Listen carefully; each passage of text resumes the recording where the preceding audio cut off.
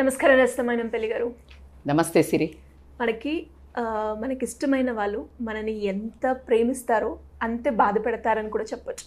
అలా బాధ పెట్టినప్పుడు అనిపిస్తూ ఉంటుంది మేడం, అసలు ఇంతలా మనని గాయపరిచిన వాళ్ళతో ఉండాలా లేదంటే సింగిల్గా ఉండాలా అన్న క్వశ్చన్ అయితే నాకైతే రేజ్ అయింది.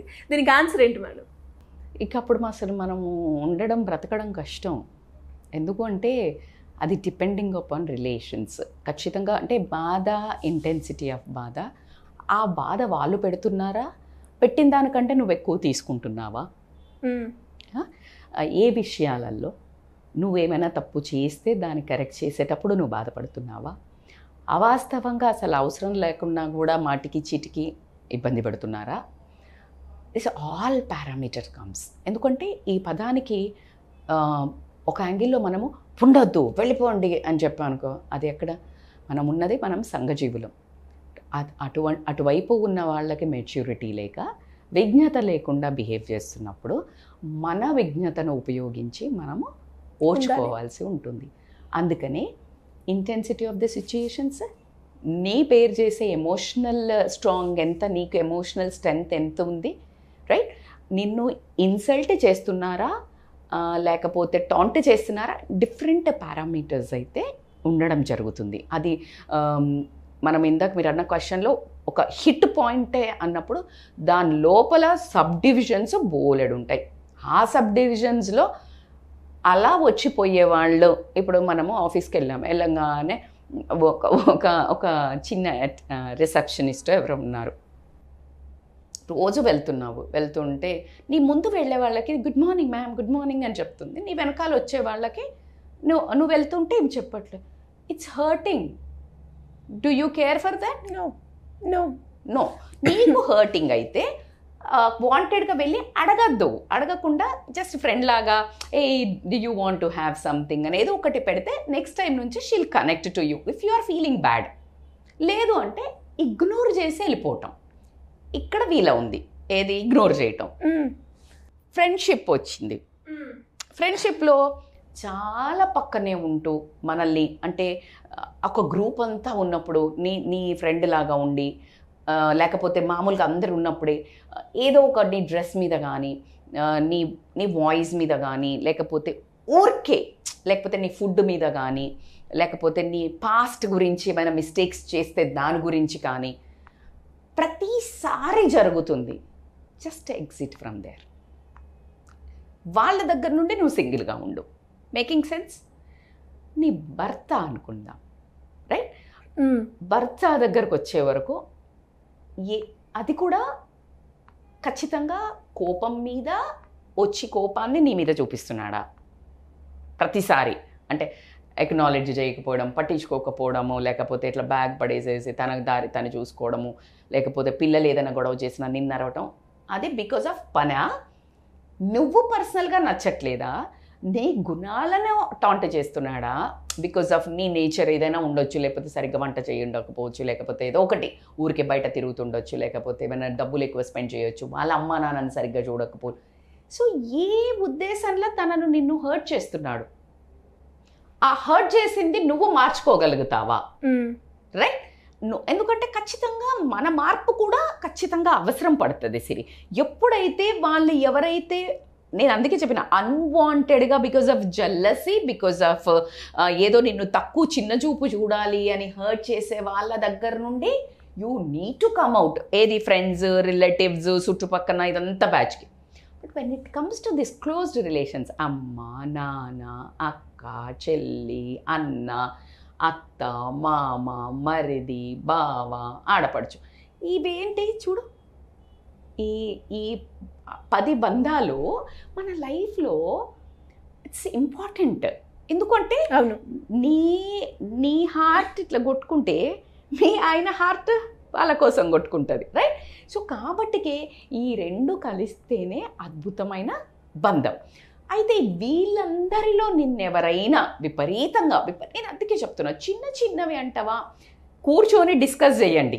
Like it is continuously hurting, కంటిన్యూస్గా ఏదైనా అసలు సంబంధం లేకుండా హర్ట్ చేస్తున్నారు, సంబంధం లేకుండా తిడుతున్నారు, 10 మందిలో ఇన్సల్ట్ చేస్తున్నారు. You talk to them in private.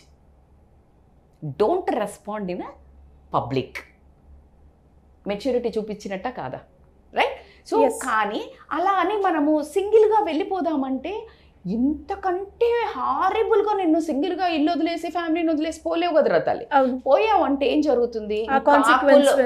కాకుల్లాగా మనల్ని పొడిచి పొడిచి పొడిచి పొడిచి ఇంకా అవమానం చేస్తారు. నువ్వు ఇంట్లో వాళ్ళు అన్నదే తట్టుకోలేకపోతే మరి బయట వాళ్ళదే తట్టుకోగలుగుతావా?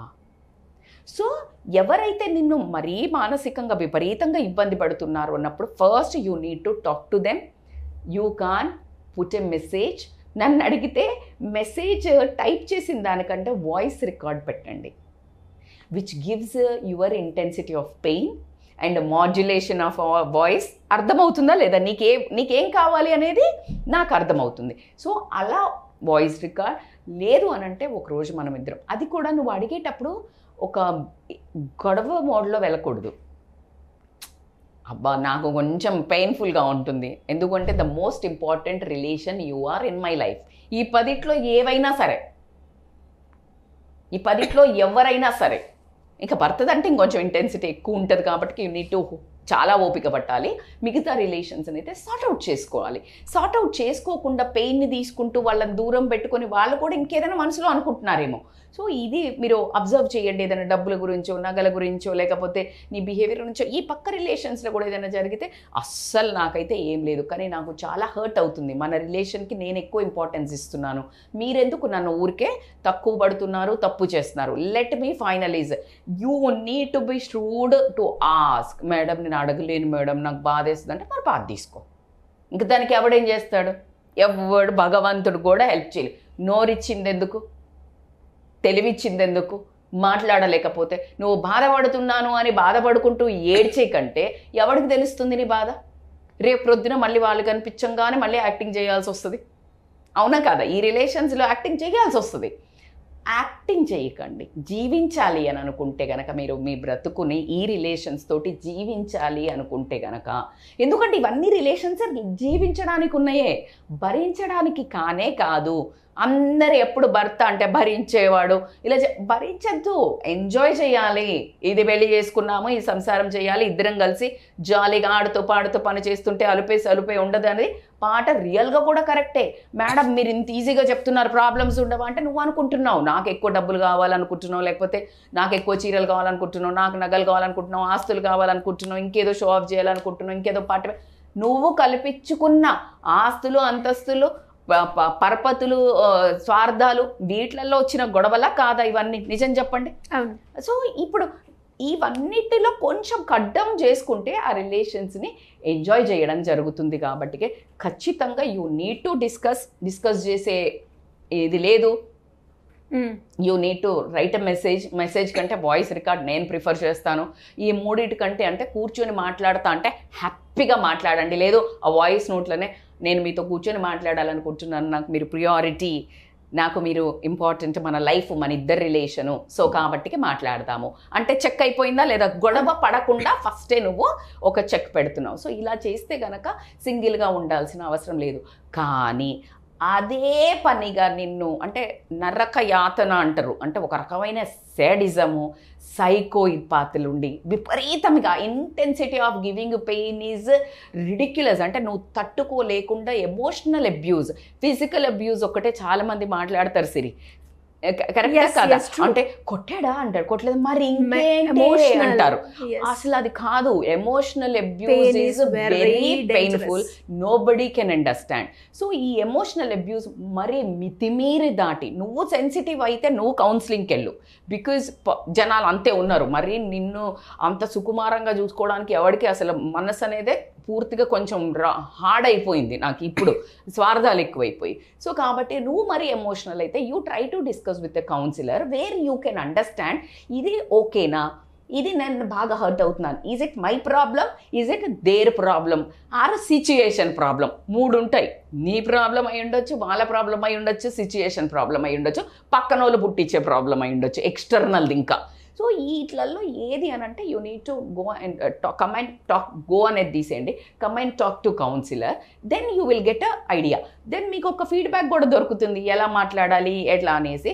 సో బంధం బాగు చేసుకోవడానికి 100 అడుగులు ముందుకు వేసినా కూడా ఏమీ తప్పు లేదు, ఏమీ ఈగో అక్కర్లేదు, ఖచ్చితంగా ట్రై చేయాల్సిందే. అది కొట్టేవాళ్ళు, ఫిజికల్ అబ్యూజ్ అంటే ఖచ్చితంగా అది కూడా మీరు ఒకసారి కౌన్సిలర్స్ని కానీ మీ ఫ్యామిలీ పెద్దలు కానీ సంప్రదించుకుని మంచి నిర్ణయం, వాళ్ళకి ఒక అల్టిమేటం ఇవ్వడం కానీ ఒక అది చేసి అప్పుడు ఖచ్చితంగా ఇవన్నీ ప్రియారిటీల కంటే నీ మనశ్శాంతి, నీ ఒక రెస్పెక్ట్ ముఖ్యం కాబట్టి అది కాపాడుకోవడానికి నువ్వు సింగిల్గా ఉండొచ్చు. సో ఇంకా లాస్ట్కి నేను క్లోజ్ చేసే ముందు ఒకటి చెప్తాను సిరి, ఏదైనా సరే భారాన్ని మోయగలిగినంత, ఎంత నీ కెపాసిటీ, నీ మనసుకు, నీ బాధ్యతకి, నువ్వు ఉండే సిచ్యుయేషన్కి ఎంత మోయగలుగుతావో అంతవరకు భరించు. కానీ నువ్వే మునిగిపోతున్నావు, నీకు ఈత రావట్లేదు, ఈత కొట్టి కొట్టి అలిసిపోయినవు, యు ఆర్ డ్రౌనింగ్, రైట్, అప్పుడు మాత్రం decision come out of that ocean. రిలేషన్షిప్లో కావచ్చు, ఫ్యామిలీ పరంగా కావచ్చు, లేదంటే మ్యారేజ్ పరంగా కావచ్చు, గైడెన్స్ కావాలి అంటే ఎలా అప్రోచ్ అవ్వాలి madam? So they can contact us. ఖచ్చితంగా డెసిషన్ తీసుకునే ముందు ఇలాగే ఒక అవకతవకలు ఏర్పడుతుంటాయి, డిప్లొమాటిక్ ఉంటుంది, ముందుకెళ్ళాలా వద్దా అని బాధపడే బదులు you really have to contact అనే చెప్తాను. Counsellors plays important role when this kind of decision makings. They can call us on a scrolling number for any kind of help. Thank you madam, thank you so much. Thank you so much Siri.